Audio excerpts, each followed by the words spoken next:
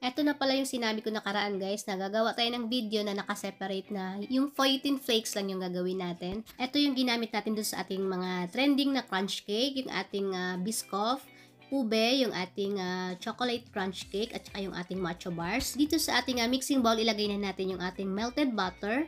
Then sunod naman yung ating powder sugar. I-mix lang natin ito hanggang sa mag-well combine lang sila.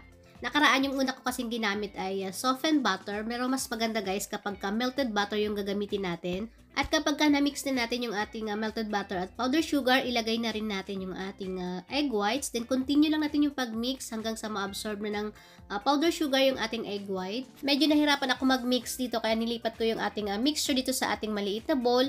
Mas maganda kapag doon natin siya imimix sa bilog na mixing bowl kasi pagka square guys, mahirapan tayong maghalo. Continue lang natin yung pag-mix natin hanggang sa mag-well combine lang sila. Tsaka natin ilagay yung ating all-purpose flour. Kailangan yung flour natin ay nakasala na siya or naka-strain na yung ating flour para maiwasan natin yung mga lumps dito sa ating mixture.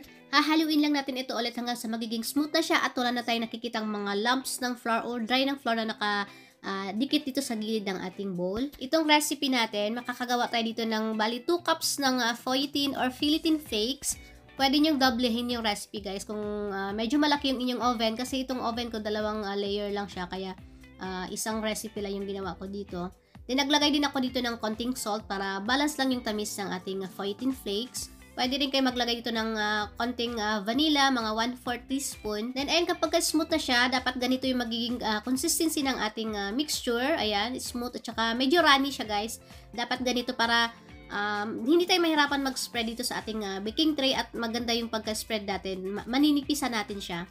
Then, ikakalat lang natin siya ngayon. Spread lang natin siya. Dapat, kung kaya natin panipisin guys, yung halos transparent na siya or nakikita na natin yung baking tray natin sa ilalim, mas maganda para mas crispy or mas crunchy yung ating foytin or filitin flakes. Kung meron kayo yung parang pang baking na mat, pwede nyong gamitin nyo guys. Mas maganda yun kasi medyo mabigat siya. Mas madali natin siyang spread compare dito sa ating baking paper kasi parang gumagalaw-galaw siya kapag nag-spread tayo kasi nga medyo sticky yung ating mixture.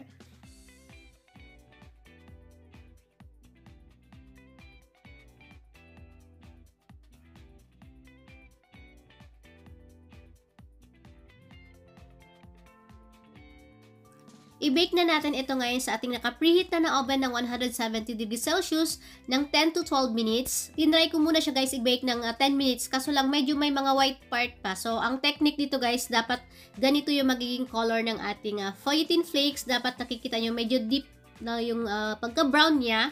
Mas maganda kasi kapag mas toasted yung ating foytin flakes, mas matagal mawala yung pagka-crunchy niya kahit mga ilang araw pa ilagay nyo sa cake. Crunchy pa rin siya. Then, palalamigin lang muna natin ito bago natin siya tanggalin sa baking paper. Kasi kapag mainit pa siya guys, medyo malambot pa yun. So, kailangan palamigin nyo muna. Ipapakita ko lang pala sa inyo guys. Ito yung binake natin ng 10 minutes. Nakikita nyo, medyo may white part pa siya. Ito yung ginamit natin doon sa chocolate crunch cake. Ayan. Ito yung 10 minutes na baking. So, nakikita nyo, hindi masyadong deep yung pagka-brown niya.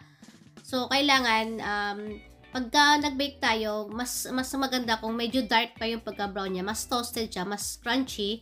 Pero hindi tayo pare-pareho ng oven. Malay nyo kapag sa inyo, kahit yung 10 minutes na, basta yung kulay yung titingnan nyo guys. Dapat ganito yung magiging kulay niya. Basta ito lang yung tatandaan natin guys sa paggawa ng foytin flakes. Dapat unang-una yung ating mixture. Dapat medyo runny yung consistency niya para madali natin siyang spread dun sa ating baking tray.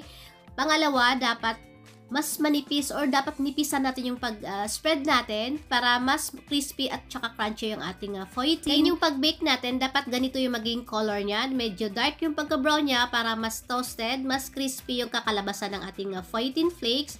Basta ako dito guys, 12 minutes yung baking time ko. Pero depende pa rin po yun sa ating oven. Kagaya na sinabi ko kanina, doon kayo sa color magbe-base or magbabase. Yun lang yung tatlong tatandaan natin sa paggawa ng foytin flakes. Din dito guys, huwag tayong gumamit ng kamay kapag dudurugin natin siya. Gumamit tayo dito ng cake scraper para hindi natin siya mapupulbo. Kasi kapag kinakamay natin siya guys, may tendency na magpulbo yung ating foytin flakes. Dapat hindi siya masyadong durog. Dapat yung sakto lang.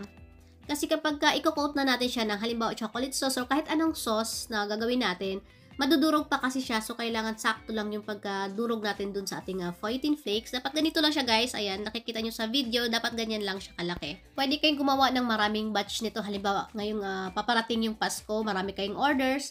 Ayan, gumawa na kayo ng maramihan nito. Basta ilagay nyo lang siya sa airtight container na hindi napapasukan ng hangin para hindi mawala yung pagka-crispy niya.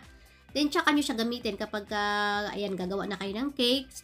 Hindi lang naman ito pang cakes, guys. Ayan, pwede nyo rin gawin itong kahit sa anumang dessert. Yung iba ginagawa itong pang topping sa mga ice cream. Ayan, masarap din ito. Lagyan nyo siya ng caramel sauce. Yung lasa nito, guys, kalasa niya yung waffle cone na pang ice cream. Ayan, yung sweet cone, ganun na ganun yung lasa niya, guys. Kaya ako kapag gumagawa ako nito, minsan pinapasobrahan ko kasi masarap din siyang papakin, guys. Ayan, napaka-crispy niya at hindi rin siya matamis, hindi siya nakakaumay kainin. So, ayan, gumawa na kayong maramihan nito guys para marami kayong stock. Hanggang sa muli, kita-kits po tayo ulit sa aking susunod pa mga videos. Maraming salamat po sa inyong panonood. Mag-iingat po tayo palagi.